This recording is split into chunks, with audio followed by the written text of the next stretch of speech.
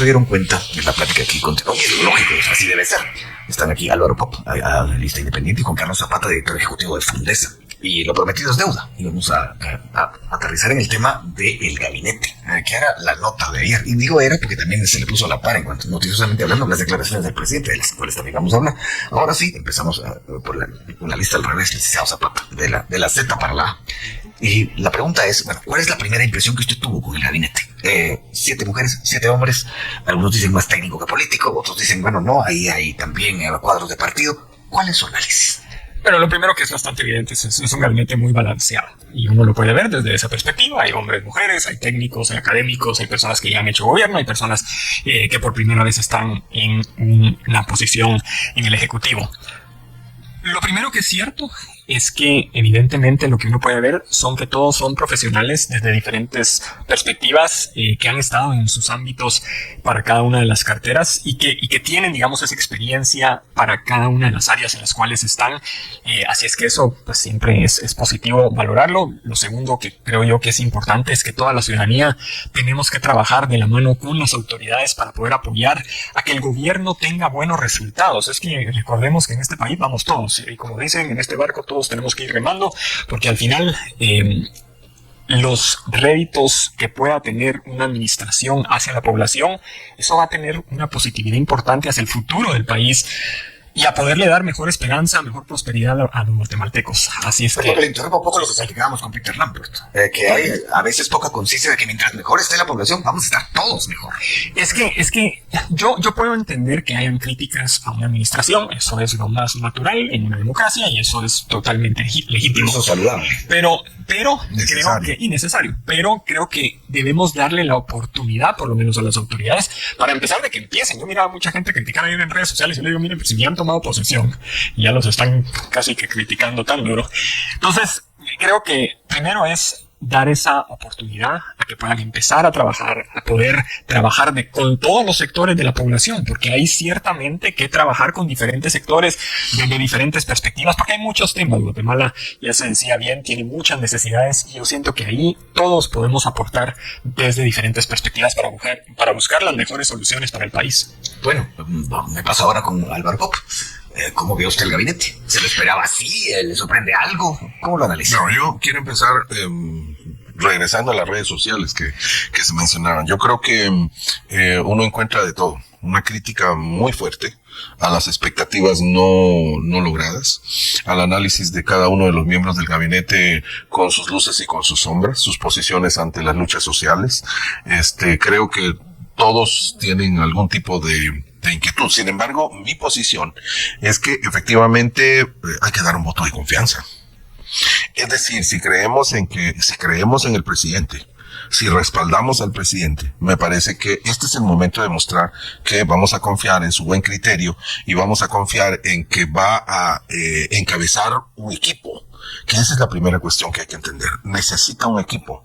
Es muy difícil armar un gabinete viniendo gente que a veces quizás no conoce del todo, armarlo como equipo de trabajo, articularlo y hacerlo funcionar en la armonía de un horizonte común. Ese es un reto enorme. ¿Cómo ve la crítica que yo la vi en redes sociales repetidamente? Se había hablado de un futuro sin cacife. De todas maneras hay gente del cacife en el gabinete. Yo creo que la crítica trae consigo una enorme preocupación por la histórica muestra de privilegios que ha tenido el sector empresarial y cómo ha tenido una a veces demasiado publicitada, pero además muy arrogante manejo de las decisiones de poder. Y muchas de las razones, pues históricamente son razonables. Sin embargo, efectivamente el presidente ha dicho, pues voy a tener que dialogar con todos y no ha sido precisamente mi tema de campaña. Y ahí el pequeño detalle de que no fue su eslogan de campaña, pero fue sí tema de campaña probablemente de algunos miembros. Entonces yo creo que otra vez regresar aquí a la madurez. Yo creo que el debate de que quienes no, yo creo que la negatividad puede ser un problema y por lo tanto aquí todos tienen que caber y la negociación tiene que hacerla. Y en segundo lugar, reconocer que el mundo empresarial va más allá del CACIF. Es decir, el CACIF es una cosa que también creo que en este momento tiene que realizar una reflexión histórica de su propio papel en la construcción del Estado, en la definición y la solidaridad de la nación. Y se pidió, se esperó en el marco de los acuerdos de paz y no sucedió. El CACIF siguió siendo el CACIF de los últimos 200 años. Y yo creo que este es el mejor momento para que el CACIF, como cámaras, como grupo de élite, como hay otras élites y que las élites siempre son importantes en cualquier sociedad, tiene que reflexionar su propio papel. Me parece que esa es la otra gran incertidumbre de este momento histórico en el país. Nos está llamando a revisar nuestros propios papeles, el papel de las dirigencias sociales, el papel de las dirigencias indígenas, el papel de la burocracia. Como, por ejemplo, decir que voy a luchar contra la corrupción cuando los operadores de la corrupción son los jefes de compras y contrataciones, son los equipos técnicos que han estado ahí toda la vida y que tienen doctorados en cómo hacer las cosas y que parezcan bien. Entonces, el reto ante ese tipo de afirmaciones es muy grande. No lo veamos ni de una manera tan simple y tan bueno, fue un desliz, pero tampoco que este sea un ancla que haga que los barcos se queden en un lugar que no queremos y que más bien encuentren otros horizontes. Doctorados en corrupción, no deja de preocuparse lo que acaba de decir el licenciado Pop. Licenciado Zapata, ¿algún comentario antes de que yo le formule la siguiente pregunta de eso que acaba de mencionar nuestro otro invitado? No, yo creo que es importante reconocer que desde todas esas élites, desde todos esos espacios de liderazgo que existen en el país, tenemos que trabajar de forma conjunta porque hay algunos retos importantes. Por ejemplo, se tiene que trabajar con las diferentes multilaterales para diferentes préstamos que están pendientes en el Congreso de la República. Aprobar esos préstamos va a ser complicado para este gobierno y por eso es que toda la población desde diferentes espacios tenemos que acompañar esos procesos porque hay préstamos que son muy importantes para el país, temas relacionados a salud, a infraestructura, a educación, a seguridad, que tienen que seguir avanzando y que ahí hay recursos para poderlo implementar y asistencia técnica para hacerlo. Por el otro lado, pues está claro que creemos como país que Guatemala hoy por hoy tiene las capacidades para poder aumentar su inversión extranjera directa. Hay una plataforma muy clara de 33 organizaciones de diferentes sectores trabajando de forma conjunta para poder atraer más inversión, pero que eso implica más inversión en infraestructura, en capital humano y en certeza jurídica. Y que para eso se tiene que trabajar con diferentes sectores para poder lograr los objetivos que todos queremos, que al final debería de ser primero tener mejores oportunidades para todos los guatemaltecos. Ahora bien, la pregunta que le iba a formular, porque del otro lado del espectro político escuché y leí críticas como esta, más de lo mismo. Funcionarios que ya estuvieron en otros gobiernos. ¿Esto cómo lo analiza desde la perspectiva de lo que se presentó ayer? Pues es lo más natural del mundo. O sea, es que si se espera a una persona que nunca haya trabajado, que nunca haya estado en ningún lado, pues no sé para qué lo van a poner de ministro. Pues, o sea, yo lo veo como muy natural el hecho de que toda persona tiene un pasado y ese pasado pues tuvo que haber trabajado en algún lado, tuvo que estar vinculado a algún sector y probablemente tuvo que haber liderado algún esfuerzo que lo llevó a ser considerado como ministro o ministra en este caso.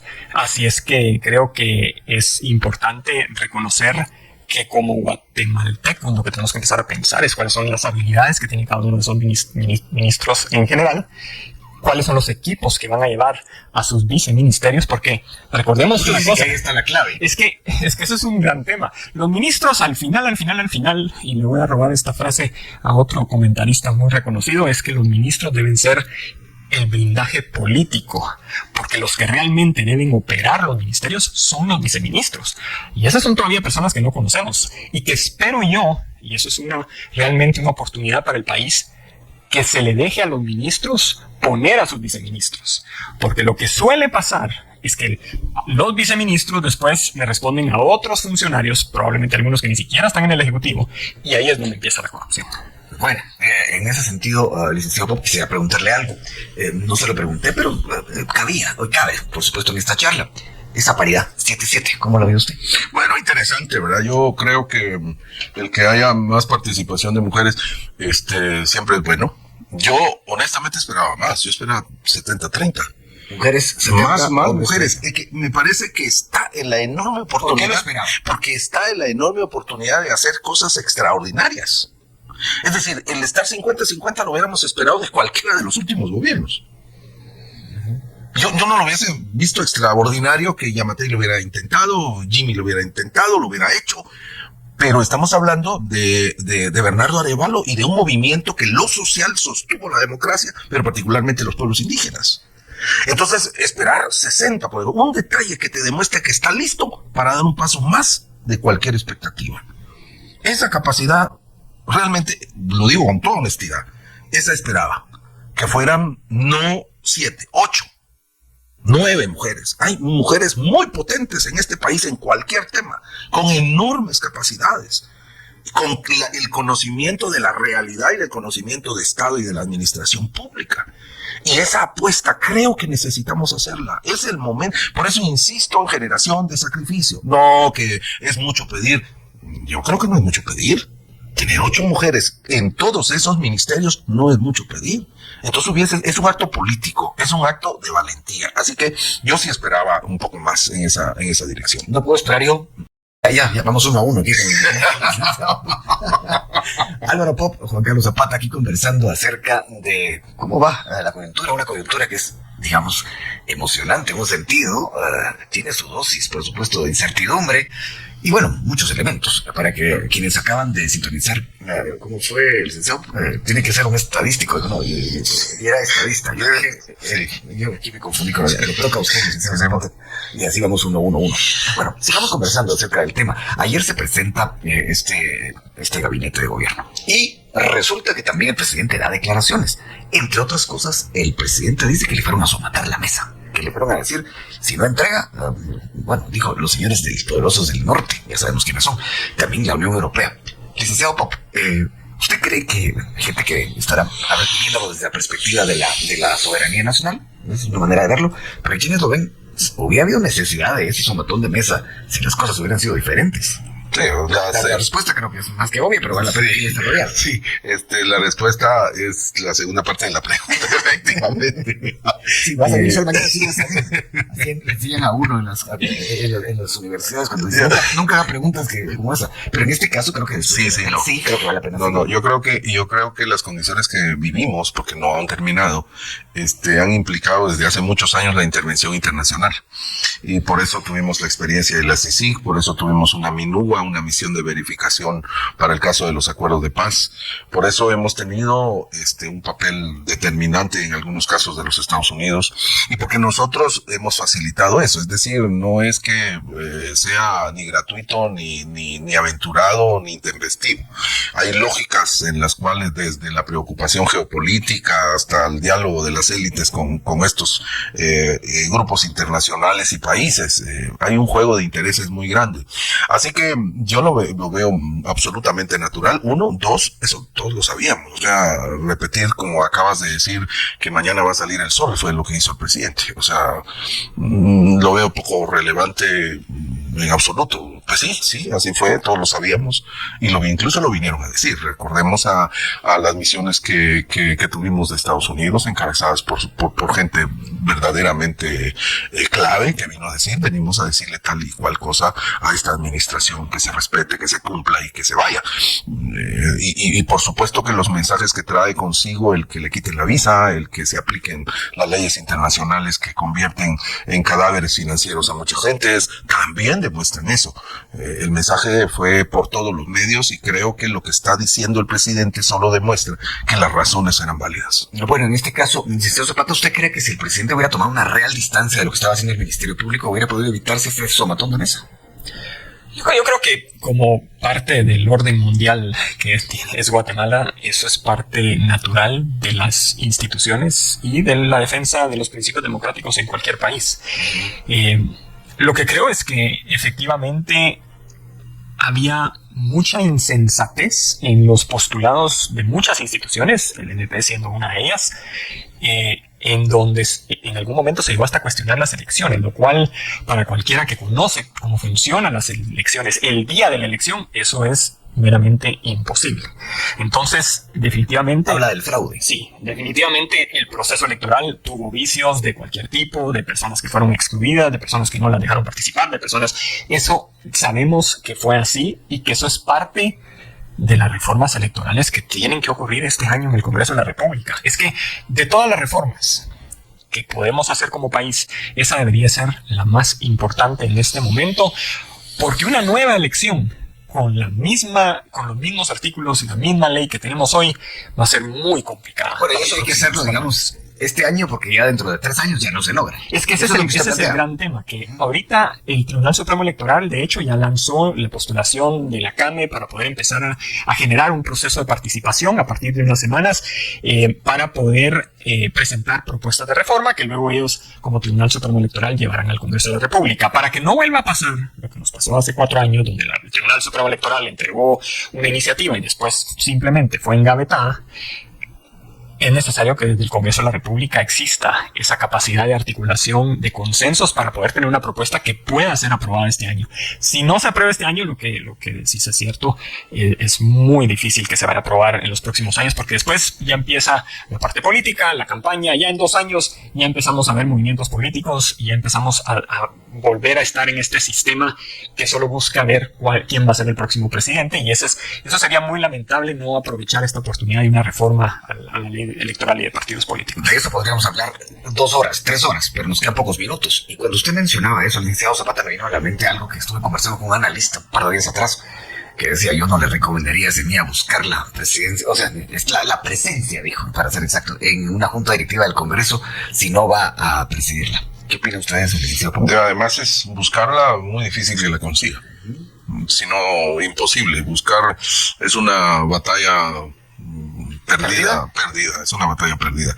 Yo creo que hay muchas fuerzas que se lo van a impedir. El actuar de algunos diputados en el Congreso de la República generó algunas limitaciones de negociación, así que yo lo veo complicado. Sin embargo, regresando al concepto de la política, no hay peor lucha que la que no se hace. Así que creo que puede ser un buen ejercicio de tanteo de cómo les puede ir. Sin embargo, no lo veo. Lo que sí debe de hacerse es fortalecer sus capacidades de negociación en el Congreso. Es absolutamente indispensable.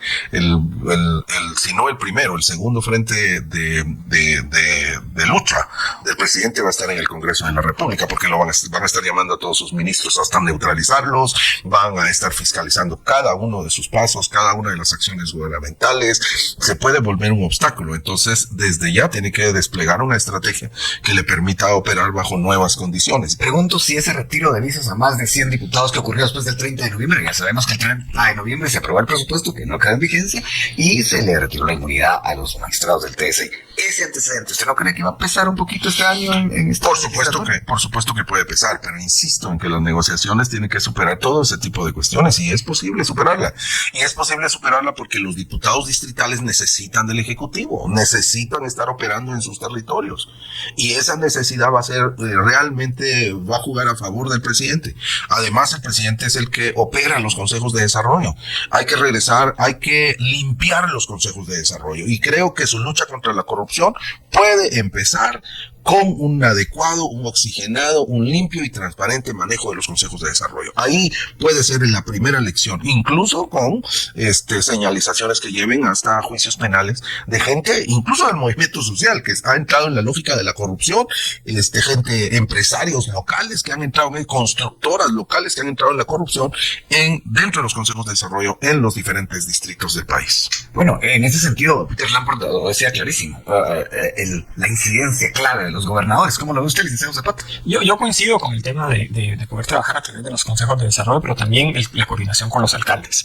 Es que es fundamental ese acercamiento que el presidente pueda tener con el alcalde de la ciudad de Guatemala, con los alcaldes, con los alcaldes del área metropolitana. Sí, hay proyectos muy concretos, muy específicos que ya se están trabajando y que digamos le darían una buena oportunidad al área metropolitana de poder tener más inversión. Pero luego están todos los alcaldes de las diferentes ciudades intermedias en diferentes espacios en donde el presidente puede empezar a tener ese acercamiento para coordinar con sus gobernadores y con representantes de diferentes sectores a nivel local, para poder tener proyectos específicos y que eso lo ayude entonces en el Congreso de la República en esa discusión con los diputados distritales. Porque eso que decía Álvaro es muy cierto. Los diputados distritales, si no tienen obras, si no generan, digamos, réditos políticos para su población, ellos mismos saben que el día de mañana no son electos. Pero tienen que hacerlo bajo nuevas reglas. Totalmente. Bueno, te veo el reloj. Siempre el reloj es así, es implacable. Si algo puede desaprovechar un ser humano, decía una frase, es el tiempo, pero también aprovecharlo. Creo que hemos hecho lo posible aquí porque este tiempo sea de aporte para nuestra audiencia. Roguémonos otro minuto. Licenciado Pop, así, el consejo mayor que usted le da al próximo gobierno. al doctor Bernardo Arévalo? Bueno, lo que yo ya lo mencionaba. Primero, realmente tiene que conseguir y tener equipos de operadores políticos para todos los sectores y que vayan. Digamos que le dieron 20 segundos para hablar con él. Mire, óigame esto, por favor. Hay ciertas ideas. Mire, si a mí me lo preguntaran, yo no sé si estaba acá, pero yo le diría que evite todos los errores innecesarios. Sí. Lo dejo ahí. Pero yo creo que intentan evitarlo, ¿verdad? Pero a veces los errores se dan involuntariamente. Segundo, tiene que escuchar más. Tercero, tiene que tener equipo. Es decir, ese gabinete tiene que funcionar como una maquinaria articulada hacia una sola dirección. Tiene que operar el tema de pueblos indígenas de manera urgente. Yo creo que fue un vacío verdaderamente grave el que el gabinete aún tenga, lo reconoció él, lo dijo y lo va a superar, y que las secretarías y los viceministerios van a intentar llenar ese vacío. Pero más allá de funcionarios, tenemos que tener un planteamiento. Entonces, yo le recomendaría tener una respuesta ante la enorme preocupación de la realidad de la mitad de la población, que las estadísticas hablan del 43.5%, cuando estamos hablando de mucho más población. Incluso se burlan he mencionado yo, de los pueblos indígenas, porque sus familias tienen un promedio de 5 hijos. Pero luego cuando ves las estadísticas van para atrás. Entonces tenemos un problema de estadísticas. Entonces yo creo que el mensaje que él tiene que tener en términos operativos concretos es cómo va a demostrar esa nueva participación de pueblos indígenas en su administración. Redondeando ideas de lo que habíamos platicado. Ese problema de estadísticas tiene que arreglarlas. Un estadista. Licenciado Zapata, cerramos con usted. Si tiene enfrente usted a Bernardo Arévalo, 30 segundos, si usted le quiere pasar una idea, ¿cuál le pasaría? Y yo creo que, como en cualquier parte del mundo, en este mundo nuevo de las redes sociales, de la información al instante, este próximo gobierno tiene que tener una mejor estrategia de comunicación. Definitivamente lo hemos visto en otros países. Aquellos presidentes que tienen una buena estrategia de comunicación tienen un mayor porcentaje de probabilidad de tener éxito en sus acciones, porque entonces la población entiende lo que están haciendo, para dónde van, cuáles son sus objetivos, por qué se está haciendo de tal forma. Entonces, yo diría que lo primero es una muy buena estrategia de comunicación. Y si puedo agregar una segunda, es ya alinear a todo el gabinete hacia cuáles son los 3 logros más importantes que se quieren generar en estos próximos 4 años. Y que cuando lleguemos a esa época en donde sea el presidente electo Bernardo Arévalo el que esté contando cómo le fue en su administración, podamos conocer cuáles son esos 3 grandes logros que tuvo su administración. Veo que si a usted le dan 30 segundos, no se quedan con los 30 segundos. Sí. No, lo ganamos perfectamente. Pero, licenciado Pop, solo usted y yo nos equivocamos. Hoy el licenciado Zapata se va invicto. Yo que se equivocaron, ¿no? Muy fluido, ¿no? Ambos, gracias por haber estado acá. Feliz 24. Mira la pausa. Y bien, hasta aquí el video de hoy. Recuerden que ustedes tienen la última opinión, la cual pueden dejar en la cajita de comentarios. Dicho esto, nos vemos en el siguiente video. Adiós.